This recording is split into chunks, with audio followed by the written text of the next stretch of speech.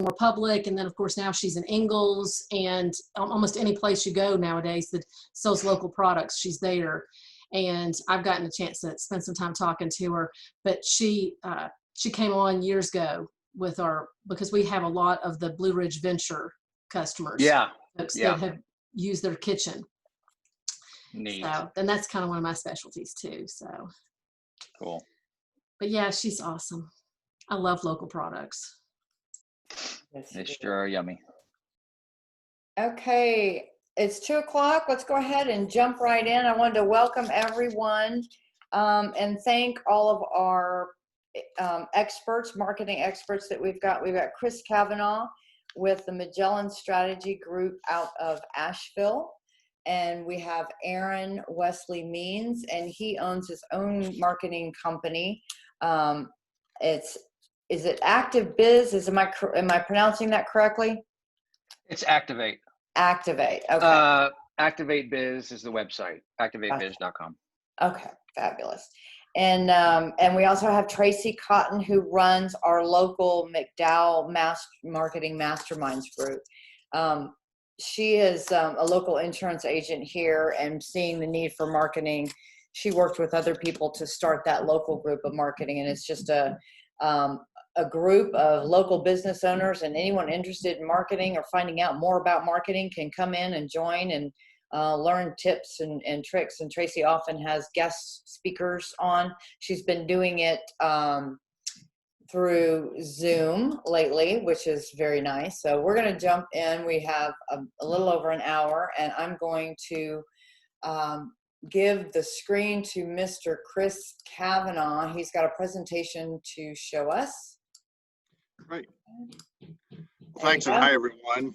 Thanks for the invite today. I greatly appreciate the opportunity to do so. And I do a lot of work. My background is in marketing. I've done a lot of work in travel and tourism and hospitality in the last few years, but I continue to do a lot of work in other categories as well. And I just wanted to share a few things that I've been paying attention to in our world from a marketing perspective. And I will do that right now. Bring up my presentation here.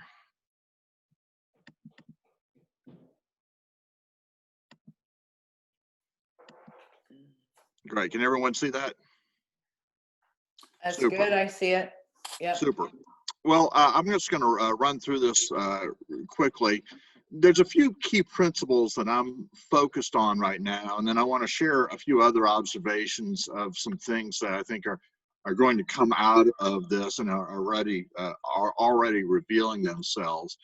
I think, first of all, particularly at this time, anything that you can do to ensure that your loyal customers, the people who have been with you for years, are still with you after all of this and through all of this is perhaps the most important thing you can do of all. And, whether that's through email, regular direct mail, or just picking up the phone and calling them to see how they are, anything that you can do to curate your network of loyal customers is really important right now, because the honest truth is that you're going to have competitors who are perhaps not in as good a position as you are, who are going to look during this time for additional business, for new sources of business, who are going to look to try to steal your customers. And so anything that you can do to build, rebuild, or curate that network of loyal customers is absolutely, I think, the first thing you should be doing, because they're going to be the foundation of your business in the next few months.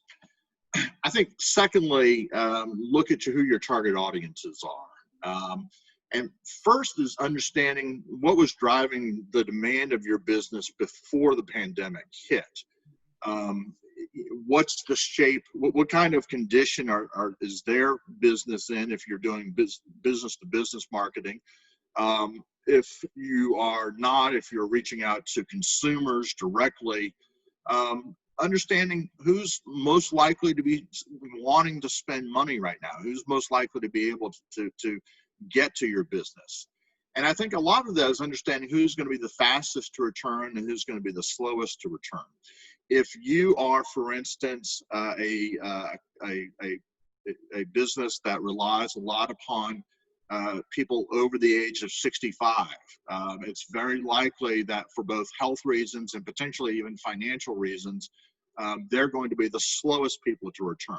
And there may be things that you have to do to reach out to those customers to motivate them to return that are different than what you would do to reach other customers.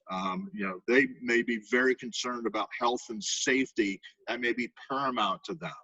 My parents are both in their early 80s, very good health, but they've barely left the house since early March, and are very reluctant to leave the house. Like I said, they're very comfortable financially. I mean, it's not a matter of lack of finances.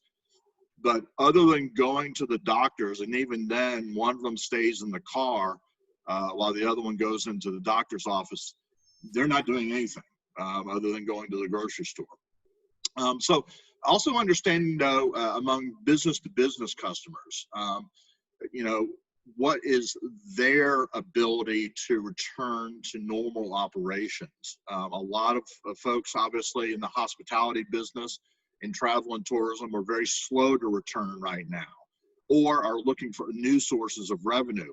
How can you reach out to them and either help them or understand what situations they're going through right now, and help them and understand when are they likely to get back to spending money with you at the previous level.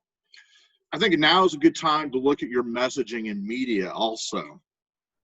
From a messaging perspective, I've been talking a lot about this, and I'll talk a little bit more about this in the next few slides. This is a time to really evaluate whether or not your messages are, one, relevant, and two, whether or not your messaging is going to resonate with your customers.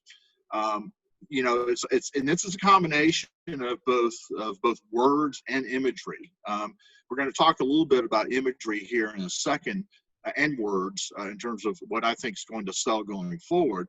But understanding what your customers are looking for right now. I mentioned if you have an older customer base, for instance, and you're doing direct consumer selling and marketing, you need to do things that will assure them of their safety, because that's of paramount interest to them. If you're someone who reaches a lot of families or is targeting a family customer, what can you do to help them as businesses begin to reopen, sort of reconnect with each other, but also not reconnect a whole lot, because we've been spending a lot of time together. It also goes for media. There have been a lot of changes in media consumption during the last 3 months also. And we're spending a lot more time online. We are spending time with certain television networks. We'll talk about that. Some not so much. We're also very hungry for news, for accurate information. I think this is a good time, too, to focus all of your resources on your strengths. If there are things that you believe were driving your business before this started and that are still very relevant, focus your resources on those business categories. If there are new opportunities for business that you think fit well with what your strengths are, this is probably not a great time necessarily to be focusing on things that are not going to sell, but are there products and services that are either going to meet the needs of existing customers or potentially represent new market opportunities for you as well. We'll talk, just to talk a little bit about new markets. I think this may be a time too to say, are there new markets? There's an awful lot of people that have done well with government business through things like selling hand sanitizer and cleaning supplies. Companies that are doing well, trying to meet the needs of both public and private enterprises on guarantee, on cleaning, on sanitation and other things. So are there new opportunities for what you're selling to both consumers and business to business? And then lastly, and I'll reiterate this again here at the end of my presentation, monitor, adapt, and proceed with caution. We live obviously in a very changeable time, and there's no predicting what's going to happen next month, much less next week. So this is definitely a time to be as flexible as possible. Don't commit to media in the long term. Don't commit to messaging in the long term unless you have a chance to change what that media and messaging is. I'm going to leave you with a couple of thoughts around what I think consumers are looking for. And as much as anything, I think it boils down to this sense of personal control. And I think this is true on both the business side, but especially so on the consumer side. We're looking for not just safety, but we want to be in control of our circumstances, because right now there's so much that we don't control, and that's understandable. So we're looking for opportunities to be in control of our own circumstances, of our own surroundings. And I'm going to share with you an example of this. It's from travel and tourism category. It's an ad from Visit Las Vegas. And Las Vegas for years has emphasized the fact that they are a party destination, very much a big group destination. They promote concerts and clubs and big restaurants and so forth. And this is an ad that they started running last week that I think speaks to this sense of wanting to have personal control and intimacy. So hopefully this will play here. Yep. The world has changed, and Vegas is changing with it. So yes, things will be a little different when we open it. At least for a while. When we Vegas is new now, we're working to make it more intimate, more space. And the excitement comes with its heart. So if you ever imagine Vegas that's just for you, it's out here. And when it's running, you'll be the first to know. The world's changed. So Marion and Old Fort are not Las Vegas. I realize that. That's okay. That's not the point. The point is that I think there's a lot to learn from this pivot of what Las Vegas is doing. You didn't see any nightclubs. You didn't see any big arenas or big venues in any of those shots. In fact, there's not a shot in that ad that has more than 3 people in it. And I think it speaks a lot to this idea of wanting to have personal control and intimacy. I think we see that too in a lot of what we've been watching during the last 3 months.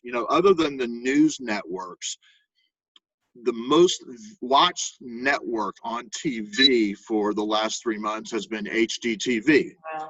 And it is not surprising to me when you look at what they're selling. They're selling home improvement. They're selling intimacy.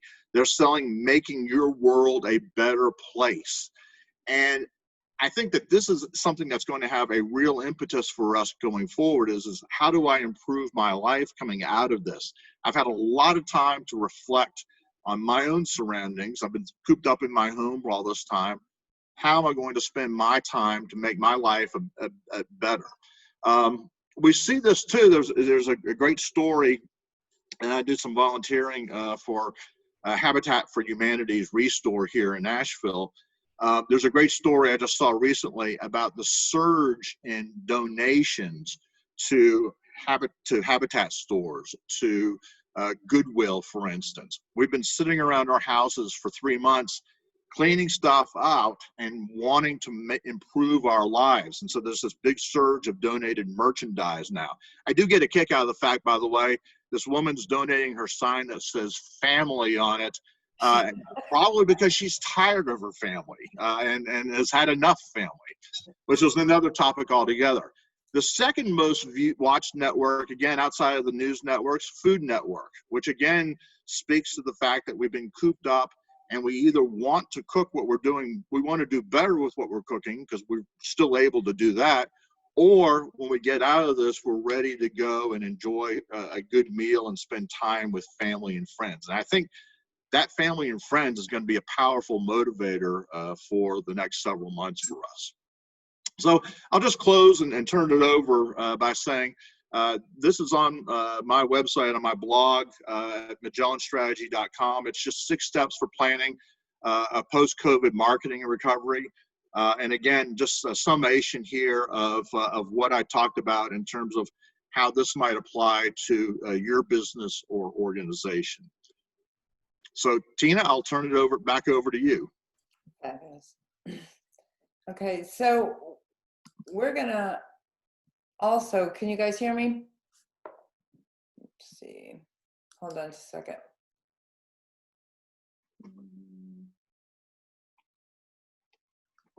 Okay, can everyone hear me okay? Yeah. All right, good deal. We'll have that material too available afterward, and of course this is being recorded. So Aaron, I'm gonna turn this over and allow you to be co-host, and you can share your screen if you have anything. Okay. Yes. Thanks very much. Thanks for being here. Appreciate you. Absolutely. Can you see my PowerPoint as it should be? Yes, looks beautiful. Yeah. Thank you. It's probably a step up from the last time around where I showed my editor screen for 45 minutes. So I'm super nervous today. I'm more nervous today than any of the past 200 talks I've given because I need this to be short. I am not good at short. So I spent a lot of time, I'm partially joking, I spent a lot of time figuring out what would be the most important thing that I can download to y'all about digital marketing with reference mostly to email during this time, and also how to properly frame up email marketing. I think there's a pre-existing misunderstanding about what email marketing is. You know, we think of digital marketing and we think of things like Facebook, websites, you know, maybe even paid ads. But a lot of us maybe leave email sort of as one of those things you can do in your marketing. And so even before all the crisis settled in, you know, for years, I kind of hear the same story from people. They say, well, you know, I'm working on my website, and while I'm Instagramming, because everyone in the universe is Instagramming, and meanwhile, Facebook is kind of, as it gets bigger, they can't show everything, so the algorithm takes over and less people see stuff. And people say this things to me like, oh, we have an email list, but we don't really like to bother people. Or, oh, we're fixing to get ready to do that part.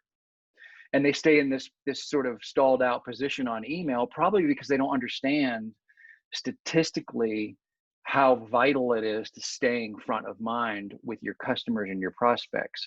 And it even goes a little bit further. Some people come from the complete opposite side of the spectrum. And as soon as the crisis hit, they couldn't stop emailing, or they couldn't stop posting. And because of the fact that we're all hurting and we're trying to figure out how to keep, you know, businesses afloat and how to keep sales or nonprofit donations in some semblance of normalcy, we really kind of went into panic mode, some of us, and we kind of just kept saying, just hitting the ask button. Don't forget, we need you, we love you, buy now. And even probably a spoiler alert to kind of what my main point is today. And we probably kind of went, here's a sale, here's an incentive, and it just got out of hand. So, you know, we've got people who probably from the one end of the spectrum are I'm not really sure about email in the first place. And then we got people on the other end of the spectrum who probably had a list, but they might not be using it in the quote, I'm using air quotes here, the correct way to get the result that you're looking for. So just to kind of set the table for this little 10-minute topic, you got to understand that everything on the internet boils down into 3 buckets. And Tina has heard my longer talks, and sometimes I'll tell people, shout out everything you've seen on the internet, and the whole room, we all have fun. Everybody says, I saw this, I saw that ad, I saw this landing page, I saw this app, I saw this video, and we write it all down. And at the end of it, every single thing on that whiteboard can be dropped into one of these buckets y'all see. Either it's website, it's social engagement channel, or it's an email inbox. And if you're thinking paid ads, those are landing pages that you're sending people to. If you're thinking mobile apps, those are just a differently arranged website into a different format. It's a mobile website. So here's the interesting thing about it, y'all. Of these buckets, where do people really spend the most time on the internet? And this is critical to understanding where to spend your time and resources, especially right now. Okay, so for the average person that gets up in the morning, they get online within an hour or two. The average person in our culture gets online in the first hour or two. Usually it's on a little mobile device, a phone or a tablet or something, usually. Now, here's the weird part. An hour or two might seem like a long time for some of us. So I think people probably are getting on it a lot earlier in the morning. Now, here's the question. What do they look at when they're getting online right out of the gate? Is your biggest fan in the universe going to randomly just decide to load the front page of your website with coffee just because? You know, they've been up for 30 minutes and they're just going to go pull their iPad out and reload the front page of your home website and go, oh, look, it's still there. No, they don't do that, right? They need a reason to go to your website. Now, here's the other trick. Are they going to go to social media? You betcha they are. They are going to go to social. Statistically speaking, they're going to check social a lot. Okay, but put a pin in that for the next slide. Just put a little mental pin in that. Number 3 is email. Are they going to check email? Yeah, the average person's checking email about 5 times a day on a mobile device. About 5 times a day on a mobile device. Now, if that seems like, whoa, that's a little weird. If it's for some of us, it seems like, oh, we look at it way more than that. But for some of us who might think, oh, 5 times, understand that email is a quick 3-second glance now. Checking your email is a 10-second glance. Checking my email is if there's more than one person in front of me in the line at the bank. I've got my phone handy. I'm probably texting someone or looking for something, and I check my email because I see my notification. Okay, so we know people generally don't randomly go to the front page of websites first thing in the morning. They do go to social media and they do check email. Now, here is the jagged little pill. Are they going to see your content that morning when they look online? Are they going to? So we know websites statistically are probably not a big player. So even though we know they're going to look at Facebook, Instagram, LinkedIn, we know they have their patterns, it's actually not likely that they're going to see your update. Okay. And I know this is hard. It's hard for me every time I say it out loud because it's such a deflator. But Facebook, Instagram, LinkedIn, Twitter, the bigger they get, mass, it's called critical mass. They cannot show everything to everyone. It is actually impossible. People couldn't scroll fast enough to keep up with what's being posted and the people they're following. So they built this fancy thing called the algorithm that you've probably heard quite a bit about. The algorithm is just a computer program that watches you engaging the channel to give you more of what it sees you like. So its intention is to show people more of what they like, but they still have to work with a small sample. So Facebook in 2008 would show your post to 90% of your followers, and that lasted for about 1.5 years. In 2020, it shows your post on average in default to about 10% if you're lucky. It's not all doom and gloom. If people engage your content, the algorithm is watching, and you can push that boulder uphill and you can grow a nice, healthy, ongoing engagement with your audience on social media. But it is not just add water, and just because they follow your page does not mean they're going to see your stuff. So you see where I'm going with this. What is left on the table? Email inbox. The average person is checking it 5 or more times a day on a mobile device. And the probability that they're going to at least see your email that you sent, very high. In fact, a good platform will have a 90+% deliverability rate. So you hit send, it gets there. 9 out of 10 people or more, 9 point whatever. Now, of course, whether they open the email, that's up to us, and that's a topic for a different day. Subject lines, you know, how the rapport you built with them is, you know, what kind of things you're sending out, what impressions you're giving them, so they know your emails are good to engage. But as far as just plain visibility, I'm seeing people say, I got to post on Facebook all day long, and I got to kind of bite my nails and try to get people to my website, and we're still hurting. So we have to understand that email is your direct connect to people looking at their inbox 5 or more times a day at a quick glance on mobile devices. So then it starts to become, well, how, Aaron, okay, give it to me in 5 minutes. What is email marketing? What does it look like? What should I do? What should I not do? How can I actually get sales, get my list growing, get my list engaging, get more donations for the nonprofit? And what does that even look like? Okay. So what it is not is sending out a bunch of messages too often that are predictable with the goal in mind being you want sales or donations. Okay. Now that might be the overarching theme, the goal of your marketing in general. You have benchmarks, you have big goals, smaller goals, and they break. But when you're sitting down to do email or social media, it's kind of the same. You have to be thinking more about how does it look? How does it feel? And is it something they want to hear right now? So email marketing is delivering professional email communication to a list of people who are interested. So your list is not just, do you have their email address? Yeah, they're on your list. Your list should be an audience of people who they're used to hearing from you in the inbox, and they like it. They want it. They understand they signed up. You're sending them value. You're sending them stuff that they can engage with and they can actually enjoy. And, you know, we want to make sure it looks good. 6 or 7 out of 10 are looking at it on a mobile device. So you send an email to 100 people and you get a 30% open rate. A heavy majority of those people, they're opening it not on a computer, not on a desktop, not on a laptop, on a little mobile device.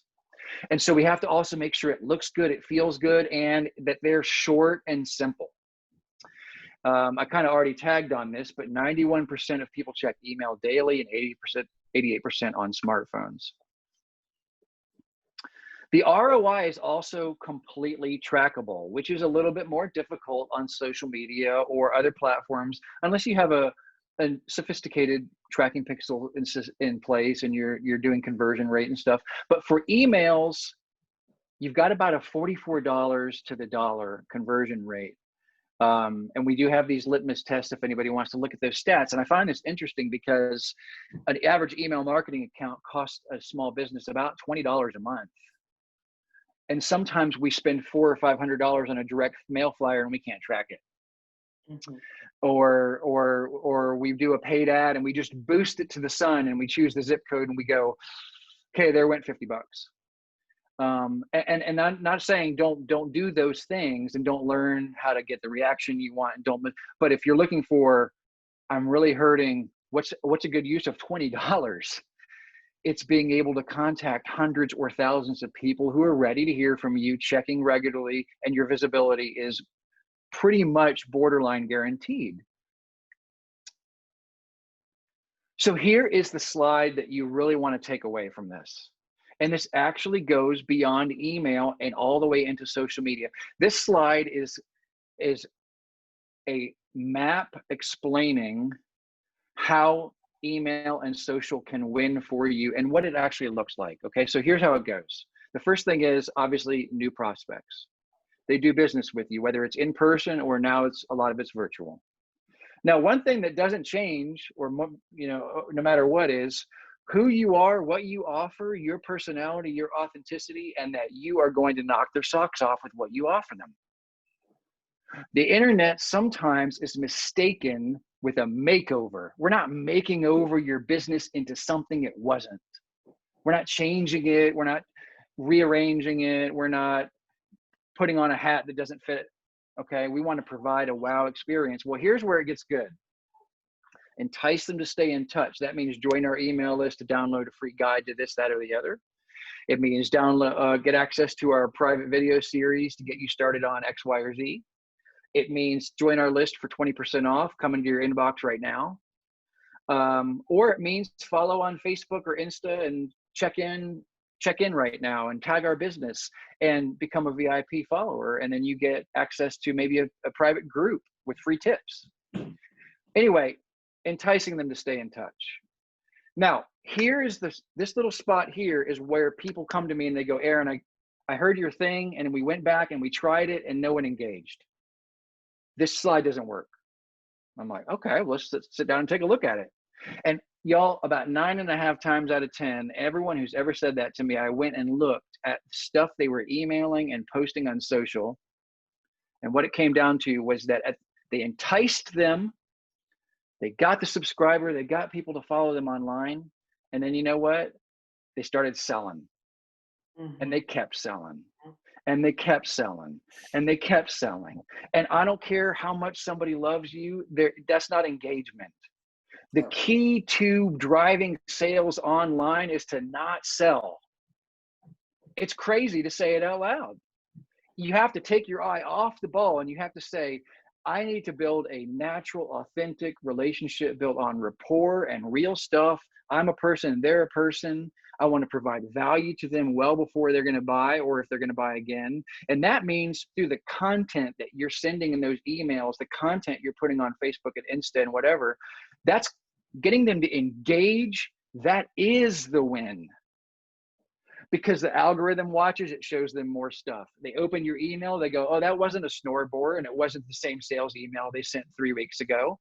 And the next time your email comes, they have a different impression. And they go, oh, they open it again, deliver value.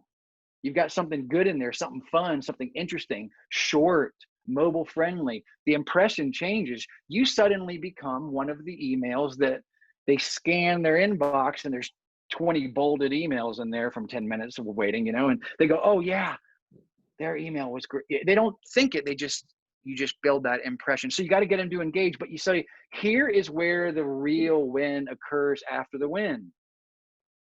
Because they're engaging you on social and engaging you in the email and forwarding emails to friends and sharing your deal, sharing your offer, sharing your videos, sharing your how-tos, you then tap into their warm market.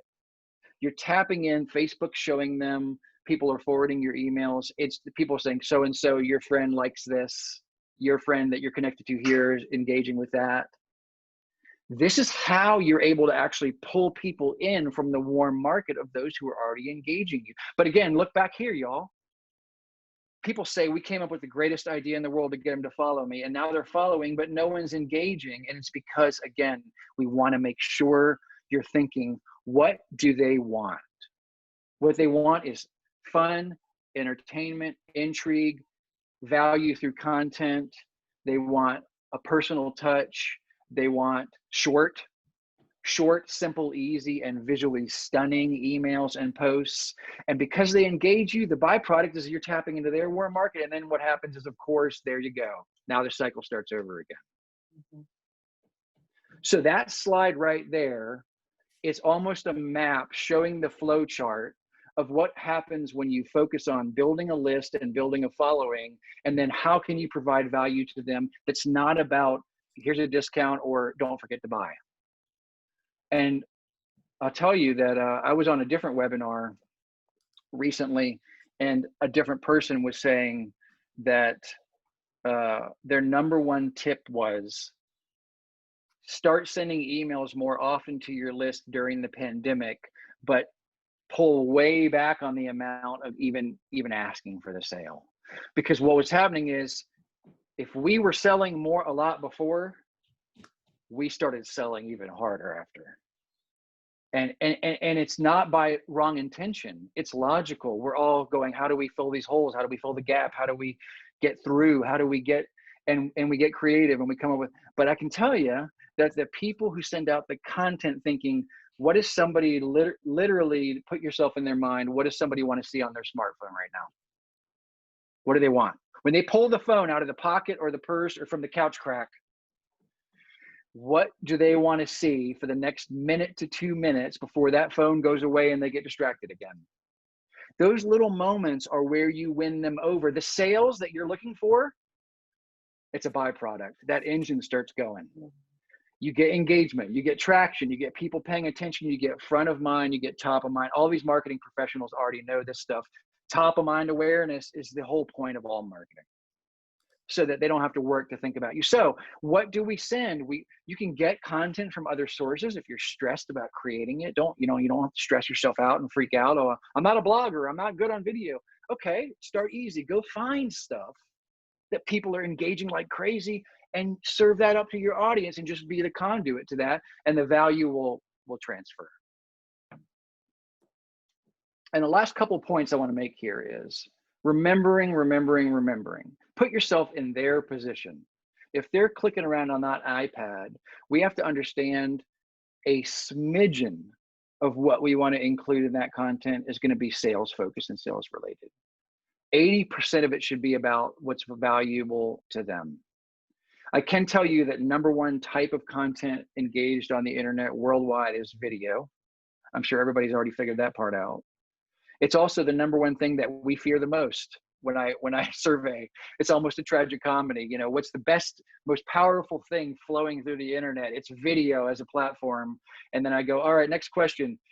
What do you want to do least? And they go, video. So it's got 2 #1s on the list, and it's a little bit, you know, tragic. But again, curating content is perfectly acceptable. Go on YouTube, go on Facebook, find content that you can say, gosh, this is really ringing my bell. And the people who are engaged, subscribe to my list, following me on social, that I could send this out to them in an email, provide them value, make a nice, warm, authentic connection, and then get out of there.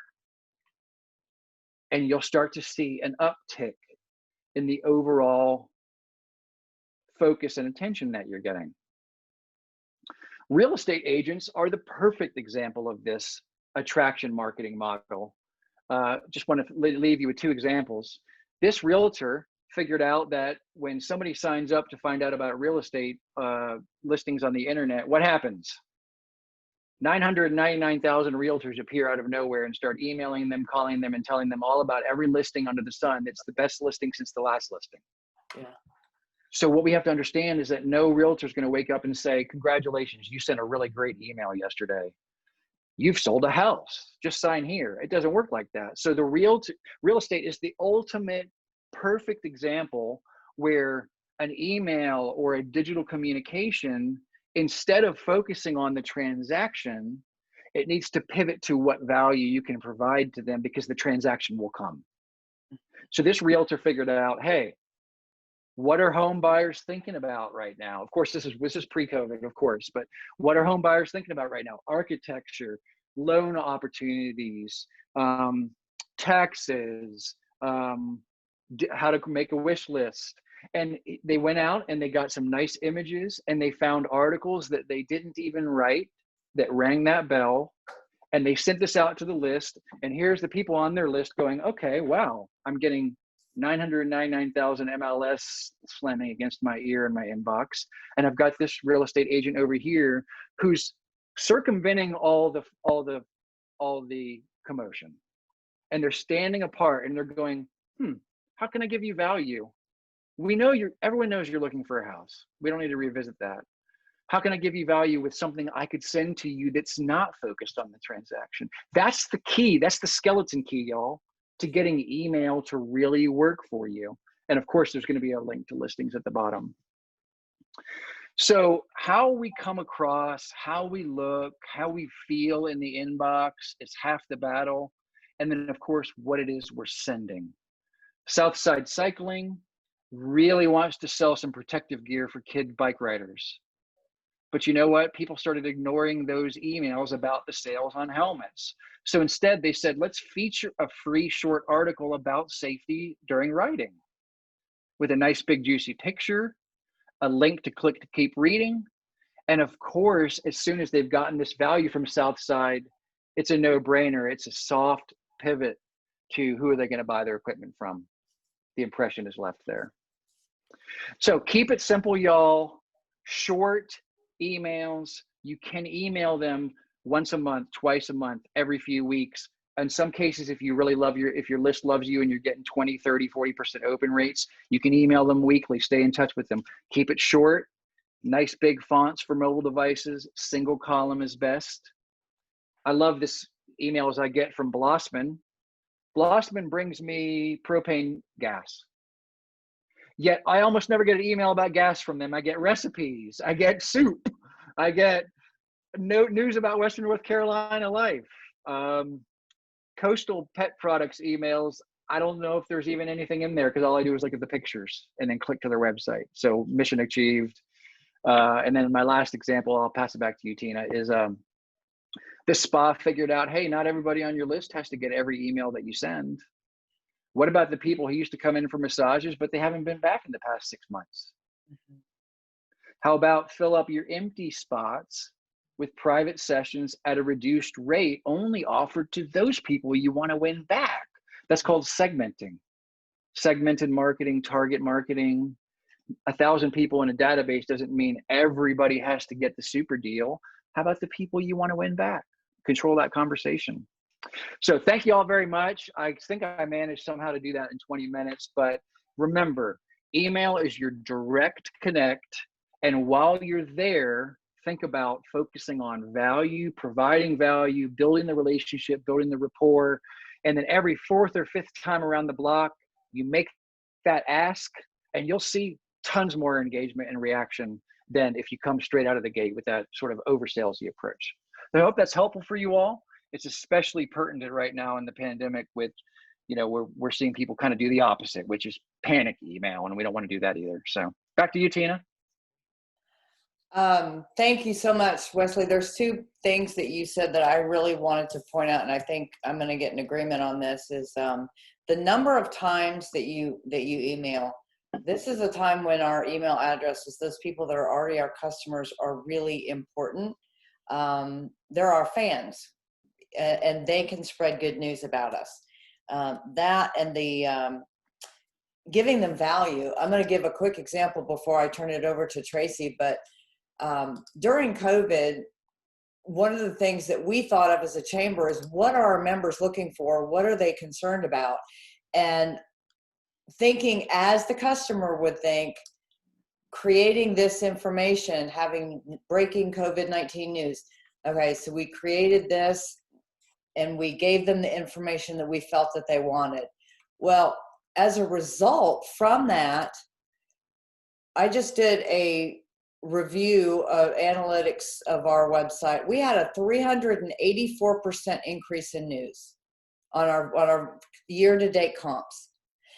And it created a value for them. We gave them something that they needed at the time. We also see a member sign-up page visits at 43% increase. So we didn't sell them anything, to your point, but we wanted to give them that value. So I think to that point in this COVID situation, it really worked for us in being concerned, genuinely concerned about, your customer. So with that, Tracy, I am going to turn it over to you. I'm going to ask you to unmute yourself, and I'm going to make you co-host. Yay. Thank you so much, Tina. I really appreciate that. And I actually have the enviable spot here in this presentation today because I get to play off of both what Chris and Aaron have already talked to you about, with hopefully a few examples where you might be able to see that it's something that is in real life. They've given you these great PowerPoints, and I just get to show you stuff. So the first thing I wanted to talk about, though, is the one thing that they were saying, but maybe had not really made really clear to you, is that right now, I think more than ever, in whatever you're doing from a marketing perspective, whether you've got existing social media that you're working with, your email marketing that you're trying to up, even what you're doing perhaps on your own website, as well as what you're doing maybe even outgoing as far as snail mail. Keep it real. And when I say that, I mean that what people resonate right now with is the reality, the emotion of what you as a business owner are going through, what you're thinking, what you're feeling, because it's probably the same as what everybody else is too. And to be able to kind of make that connection with somebody you're being open and honest about how things are affecting you, it connects to them, and it creates that connection that I think that does mean that eventually they buy from you. At the very least, you know that you have established that credibility as a business owner. I'll give you an example. I'm going to share the screen with you, a couple of things. And just to go with this example, this one is from my Twitter account. I have, Twitter's actually my strongest of my social media. That's a unique position for me because I don't see a lot of small business owners, for that matter, that work that way. But it's something that I've really grown over the years. I can tell you right now, my normal analytics when I'm looking at a post, any post that I put up, and a lot of posts to me are just conversational because I like to be kind of hanging out by that water cooler. I do a lot with farms, and you'd be surprised at what ag Twitter looks like. It is amazing how many people in the farming industry hang out on Twitter. So that's where I'm at a lot of the time. But I'm usually like a few hundred impressions on any post that I give. I have nearly 5,000 followers. So a few hundred impressions is not unusual as they're just scrolling through their feed and I happen to come up. This one is a unique one in that I had 5,000 more, I had more impressions than I even have followers. And how does that happen? Real. This picture is just me taken in my car before I was getting ready to go out for the first time in 11 weeks to see a client face to face. And I just put this strictly out there as just, that was all, I just wanted to get that message across how excited I was to get to go to do a face-to-face visit. And people resonated with that because they're like, how cool is that she's excited about that? Well, that was just me being real. And doesn't sell a thing except for what I know that I am as you know, as a business person. And that's the way that they want to see you and perceive you as well. So that's just an example there of the reality. One of the things that I know that both Chris and Aaron talked about was actually sharing content and what kind of content that needs to be out there at this point. And for me, you can see Bruce's, I'm sharing the Board of Happiness because I actually got to have some cheesecake a couple of weeks ago, came in. That actually, you know, a few hundred, you know, those are the kind of things that I'll see on things like that. But a lot of times it's just being real and pivoting to whatever else is going on in the world. I will tell you right now that this is not the time that you have to pivot to be on everything that's being talked about every day. Like if you watch the news, don't feel like you have to turn around and then talk about the news. You're not a newscaster, you're a business person. And regardless of the type of business you're in, whether it be for-profit or nonprofit, stay in your lane. Just talk about what it is that matters to you and you'll still be okay. I've just invented a new word, plagiarism. Copy. So that was, I laughed too hard at that one. You never know what I'm going to put. One of the things that I do for what I do on social, this is Twitter, and I'll show you again when I switch over to my Facebook page here in just a minute. One of the things that I do like to do is I do like to be able to, instead of highlighting 80% Tracy, it's 20% me, it's 80% what I can actually highlight within the community and with my own customers. So this was actually one, and you'll see that I actually do this kind of thing on a regular basis. I have a t-shirt selfie Friday. Wine Sage and Gourmet is a kitchen and wine store in downtown Hendersonville. And I wanted to highlight that they've got these new t-shirts, and I posted about it. I tagged them. I tagged the part of the proceeds are going to the Blue Ridge Humane Society. And it's win-win because then I'm actually able to give back.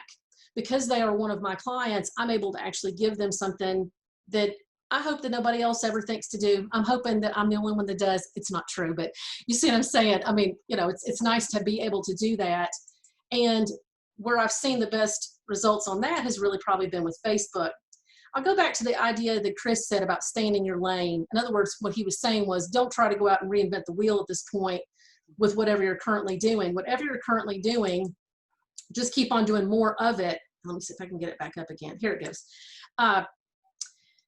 If you're already strong on a platform, like you already have a really strong Facebook page, you've got a good decent amount of followers, really at this point, let's just take it up a notch. And one of the things that Aaron mentioned that people don't like to do, but is so, so powerful is video. Right now, I am talking to you in, it's a video, it's a camera. And that little camera has helped me in what I'm doing with my business to business clients on email, literally speaking, where we send out newsletters and we have informational email that's going out, that's getting there. But I've decided for personally that there's certain customers that I want to reach, and I'm going to send them a personal email, but instead of it just being text, I'm going to go up a notch and I'm going to add a video to that. And that actually I'm not going to show you, but it's through Vidyard is the program that I'm using for that. But where I also use video is on Facebook. I do it on Instagram as well. And Instagram, if you're already on Instagram, right now, if you go out and you make a video, you've got the opportunity now to not only have it just in your regular stories, but also an IGTV, and that will make it, it's just kind of a combination thing there that's a great tool. But what I typically do, because it does save it and I like it, is I do a live every Friday on my Facebook page, and it's my agent page. And that's, of course, what we're also using for McDowell Marketing Masterminds. That's a Facebook group, and we will use that a lot of times to do our Facebook Lives as well. So just keep that in mind. That's a great place to go if you want to see some information. That's where we'll post those on a monthly basis when we have interviews and so forth. But this little video, it's 5 minutes, 5 to 7 minutes typically for me. And I post it up every Friday, and I've been home at my house for 11 weeks. And so you'll see the same background when you go back through and you look, same background. You go back through a little bit farther, you come back, and then you've got the same background. And I just started making fun of it.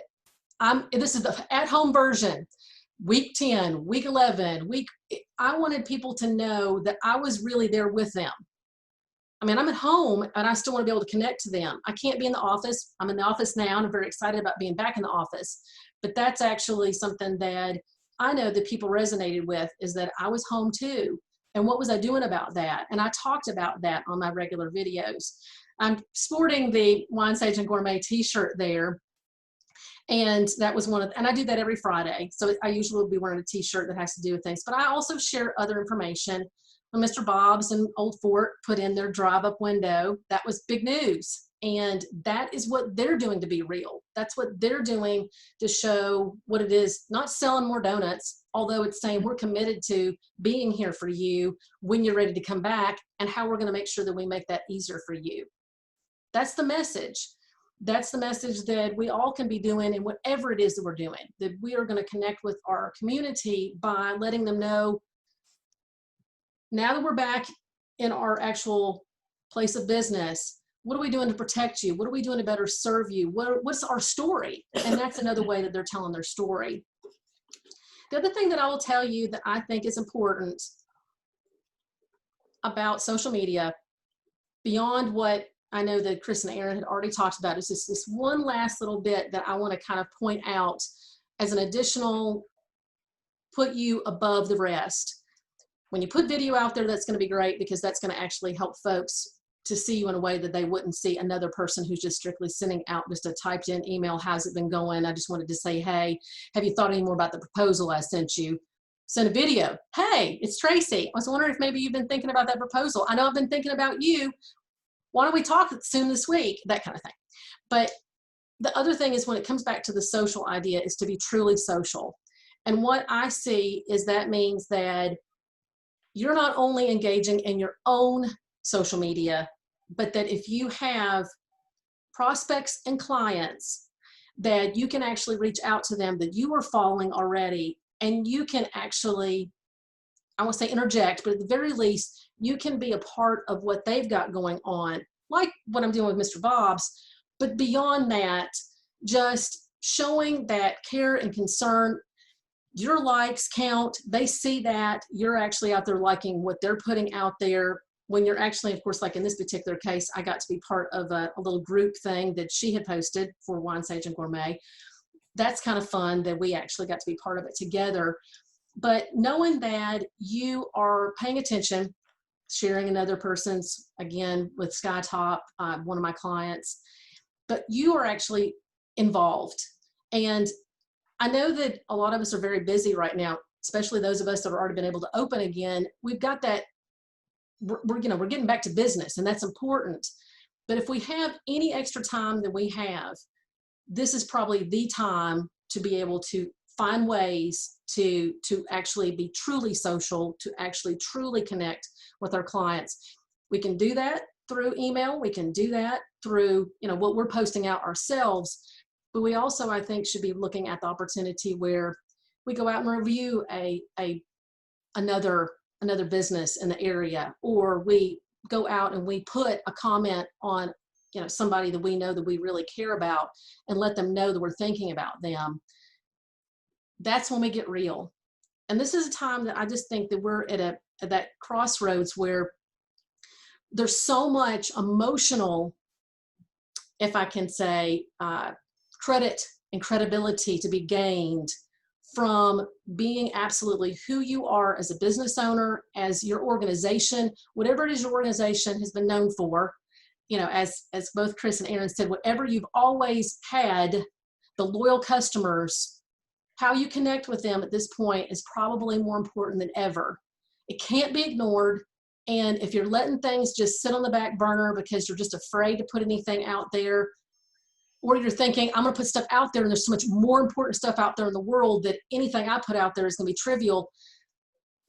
You have to understand, some people are just looking for something else. A happy story. I mean, some good news. If y'all haven't watched it, go out there and look on YouTube, type in some good news. You will thank me. That's what people are looking for, is the reality of what we are as business owners and as part of the community, as well as any kind of good news or whatever we can do to try to put out that positive, not just selling them something, but that's something that we have to offer of value to our current and prospective clients. That's what I got for you today. I hope that helps just put a few little extras on what has already been a fantastic presentation, and I really appreciate the opportunity to be with you today.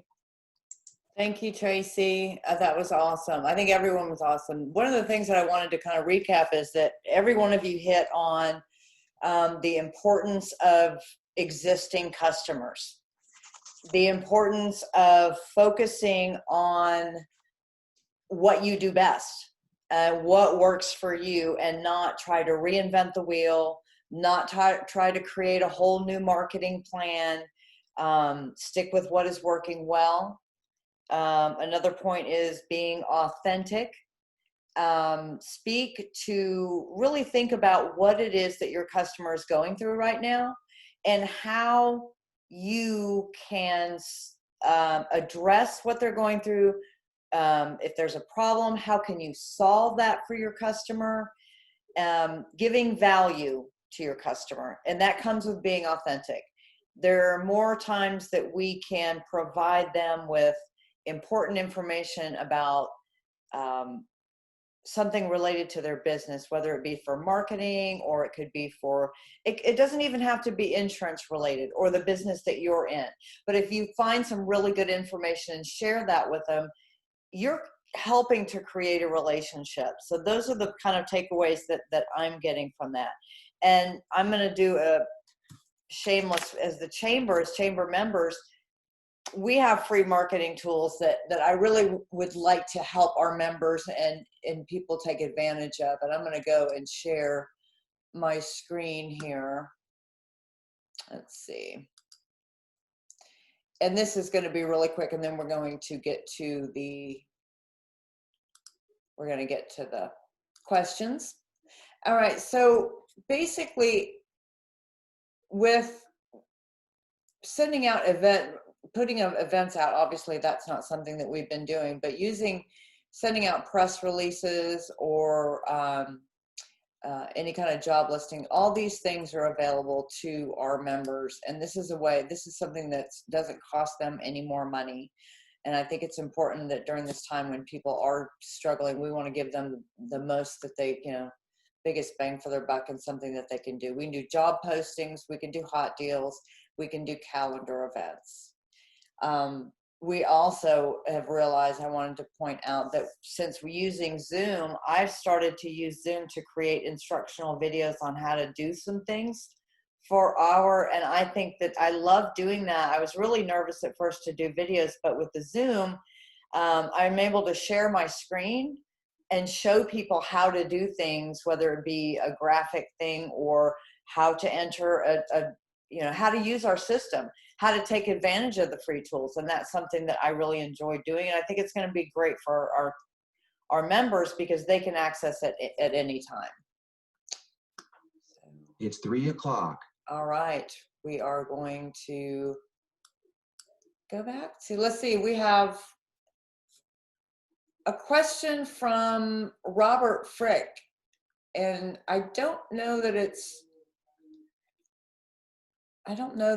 is marketing related. Let's see, stimulus checks have been issued and could be issued again. Unemployment is offering an extra $600 a week, August, and would be extended through December. How do we get employees to go to and come back to work now if employers are offered basically $10 to $14 less?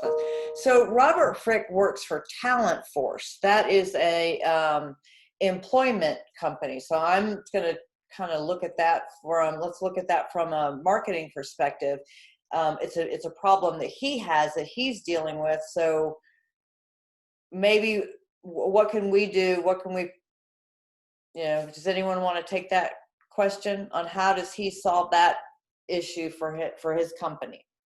How does he get the message out to his clients to deal with that?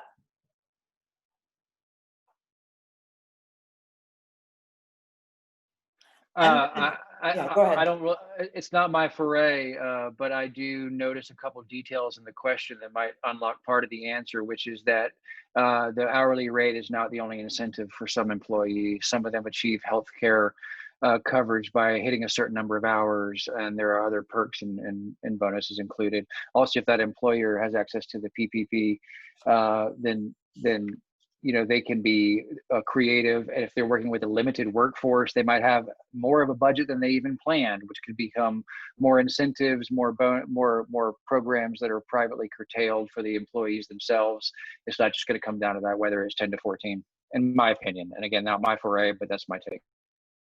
I think you hit on something important. It's also in the messaging on how you craft and present that job that he's got. How do you present that to your customers? It means more than just the $14 an hour. So working on messaging and creating an appealing package is something that he can do to help that. Chris, did you have any words of wisdom? I know that a lot of employers are dealing with the exact same thing right now, and I think there hasn't been a whole lot said about this, but the need to market to your employees to get them to come back is actually turning out to be a fairly big issue for an awful lot of folks.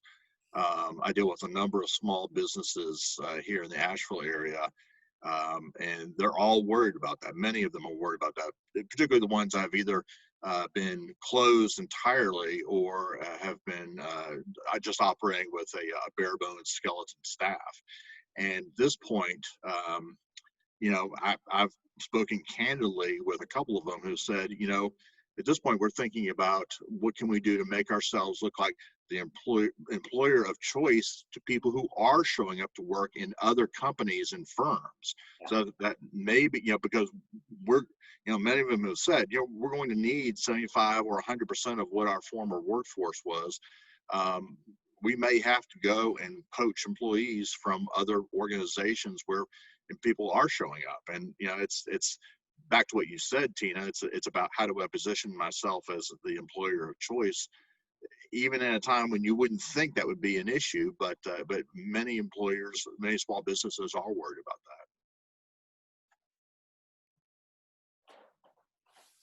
that. Very good. I'm going to throw it out there for anyone to ask questions, all your marketing questions that keep you up at night, to our experts. All right. I guess everyone learned everything that they needed to know. I'm glad. Right? Love it. Well, again, I want to thank each of you for taking the time. I think these tools that are available to us now make accessing great information and great resources a lot easier. So that's a good positive thing that's come out of this.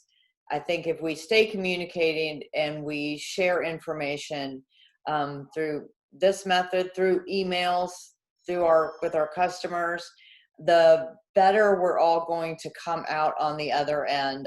One of the things that I want to encourage is share with other business owners what you're doing. What is working for you in your business as you market, as you send a newsletter or make a Facebook post or a Twitter that really resonates with share that with other business owners, small business owners that are going to be struggling.